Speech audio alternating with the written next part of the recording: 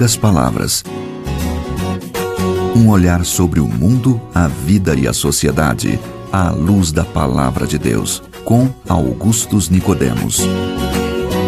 Olá você, estamos aqui mais uma vez de volta com o nosso programa Em Poucas Palavras. Eu sou Natsa Matias, apresentando mais uma edição deste programa, número 211 do programa Em Poucas Palavras, e está aqui comigo mais uma vez, firme e forte, pronto para responder as perguntas, Pastor Augustus.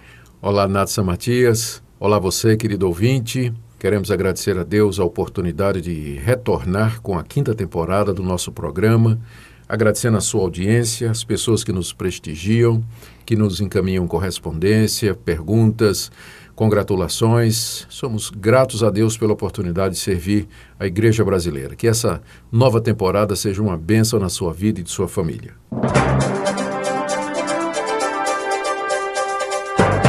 Essa temporada do programa vai trazer algumas séries de assuntos e nós estamos, desde o programa anterior, 210, trazendo ditos difíceis encontrados no Novo Testamento, vindos dos lábios de Jesus Cristo, ou seja, aquelas afirmações de Jesus que causam algumas dificuldades para que as pessoas entendam.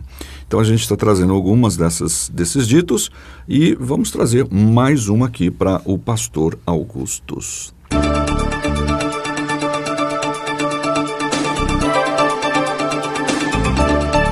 E hoje nós temos aqui a participação da Gláucia Gonçalves. E a Gláucia, pastor Augustus, ela vai trazer o tema de, que algumas pessoas dizem, da possibilidade de possessão de crentes, não é? Uhum. E ela então traz o dito, que ela considera complicado, está em Mateus capítulo 12, versículos 43 a 45, que muitos neopentecostais, segundo ela, afirmam que o crente pode ter possessão demoníaca se derem brecha, se esse crente der brecha para o inimigo. Então essa é a questão, e especificamente Mateus capítulo 12, 43 e 45. Tá certo. Então, nossa saudação em primeiro lugar a Gláucia. Isso. E nosso agradecimento pela pergunta enviada. E eu vou ler o texto, que é considerado um dito difícil de Jesus. Está aqui em Mateus capítulo 12, de 43 a 45. Jesus disse o seguinte: quando o espírito imundo sai do homem, anda por lugares áridos, procurando repouso, porém não encontra. Por isso diz: voltarei para minha casa de onde saí. E tendo voltado, a encontra vazia, varrida e ornamentada. Então vai e leva consigo outros 7 espíritos, piores do que ele, e entrando habitam ali. E o último estado daquele homem torna-se pior do que o primeiro. Assim também acontecerá a essa geração perversa. Uhum. Então, esse dito de Jesus, essa parábola que Jesus contou aqui, ou essa declaração dele, está mais para uma declaração do que uma parábola, né? É mais uma declaração. Ela pode ser difícil porque dará a interpretação ou oportunidade para ser interpretada, como a Gláucia disse, de que um crente, se ele der brecha no seu coração, ele pode ter espíritos entrando na sua vida, não é? Como esses espíritos aqui da declaração de Jesus entram na casa, que está vazia e assim por diante. Bom, vamos tentar entender em que situação Jesus disse isso. Ele estava num confronto com os fariseus, os líderes religiosos de sua época.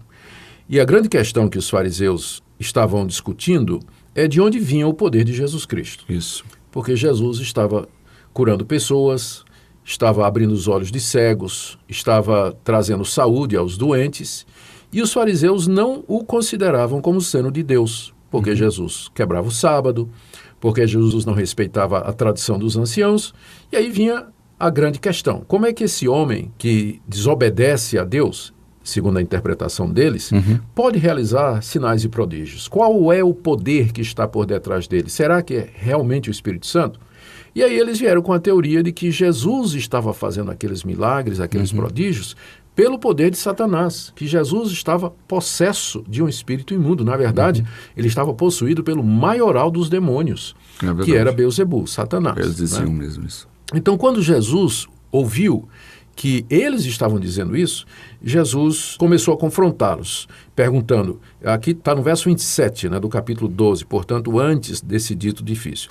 Ele começou a perguntar, se eu estou expulsando os demônios por Beelzebu, então os filhos de vocês, que são os meus discípulos e que também expulsam demônios, eles estão fazendo isso em nome de quem?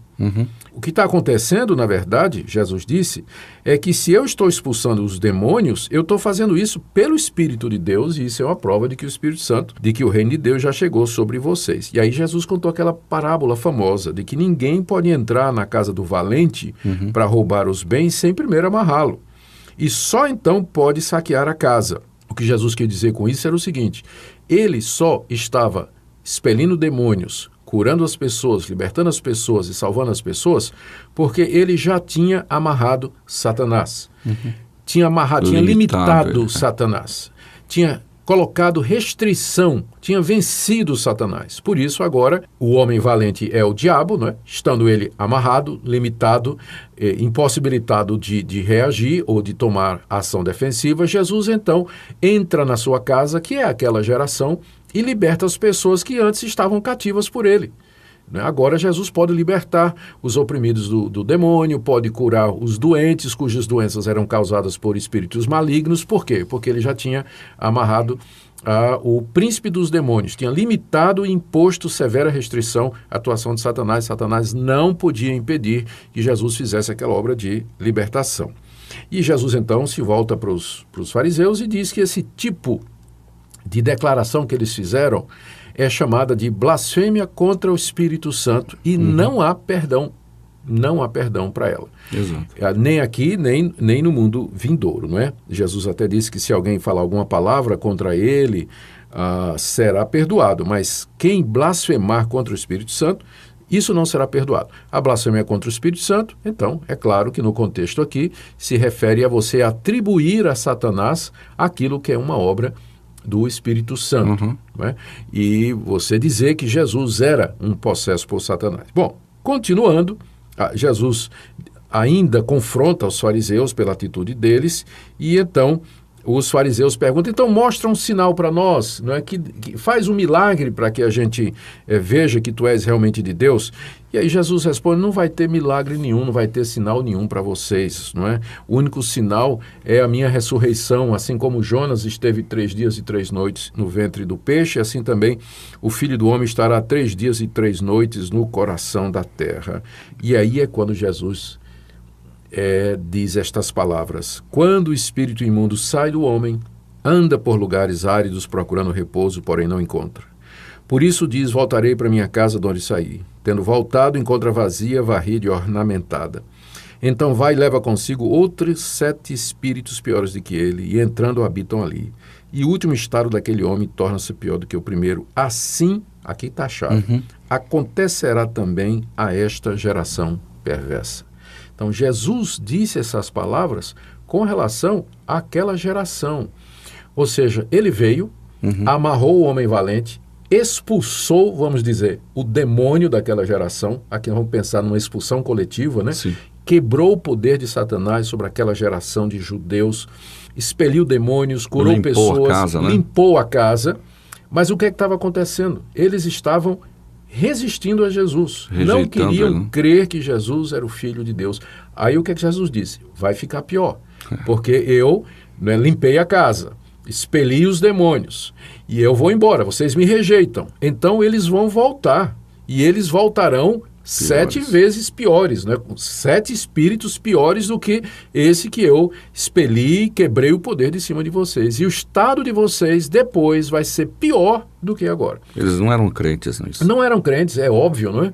Aquela geração é a geração que rejeitou Jesus. Eles primeiro experimentaram a libertação que Cristo proporcionou, lembrando que o fato de que Jesus expeliu demônios de uma pessoa, não quer dizer que aquela pessoa se converteu. Não é? O fato de que Jesus curou um cego, não quer dizer que aquele cego se converte. Tanto nem que ele sempre perdoava pecados antes de fazer algum sinal. Exato. Há uma distinção entre perdoar pecados e curar, né? Como aquela história do paralítico, né? Que foi trazido diante de Jesus, e Jesus começou perdoando pecados e depois é que ele curou o paralítico, né? Então, essa passagem aqui, Natsa Matias, ela se refere à geração da época de Jesus, que eles, porque rejeitaram Jesus, depois que Jesus, entre aspas, expeliu o demônio que dominava aquela geração, eles ficariam piores porque aquele demônio voltaria com mais 7. E não deu outra. Algum tempo depois, né, logo depois, eles planejaram matar a Jesus, se levantaram contra Jesus, crucificaram Jesus Cristo, acharam pouco, começaram a perseguir os apóstolos. A igreja inteira. A igreja, toda aquela geração de judeus incrédulos e rebeldes perseguindo, não eram todos, né? Graças a Deus não podemos generalizar, porque tinha o apóstolo Paulo, tem muitos outros, né? Mas a liderança perseguiu até a morte os cristãos, conforme Jesus havia profetizado aqui. Então, essa passagem, esse dito difícil de Jesus, não pode ser interpretado como dizendo que se o crente der brecha, Satanás entra, né? Porque aqui está falando daquela geração incrédula e perversa. A verdade dos fatos, Nathan, é que a Bíblia nos ensina que o diabo é bem real, os demônios são bem reais, eles atuam no mundo presente, embora eles não possam mais impedir o avanço do Evangelho e a consumação do plano de Deus, é nesse sentido que eles estão limitados e amarrados, né? Mas eles continuam atuando na vida das pessoas. Com relação ao crente, o diabo pode tentar, ele pode seduzir, oprimir, ele pode oprimir, ele pode atacar virulentamente, mas não há uma única passagem na Bíblia que nos permita dizer ou concluir que um crente verdadeiro pode ser possuído por um demônio. Uma vez que nele habita o Espírito Santo de Deus. Exatamente. Jesus disse nesses termos, aquele que está em vós é maior do que aquele que está no mundo. Ele também prometeu, através do apóstolo João, na primeira carta de João, lá no capítulo 5, de que aquele que é nascido de Deus preserva os filhos de Deus e o maligno não lhe toca. Então, essa convicção nós temos. Agora, se a pessoa não é crente em Jesus Cristo, ela está sujeita, ela está vulnerável a ser possuída, infiltrada por demônios.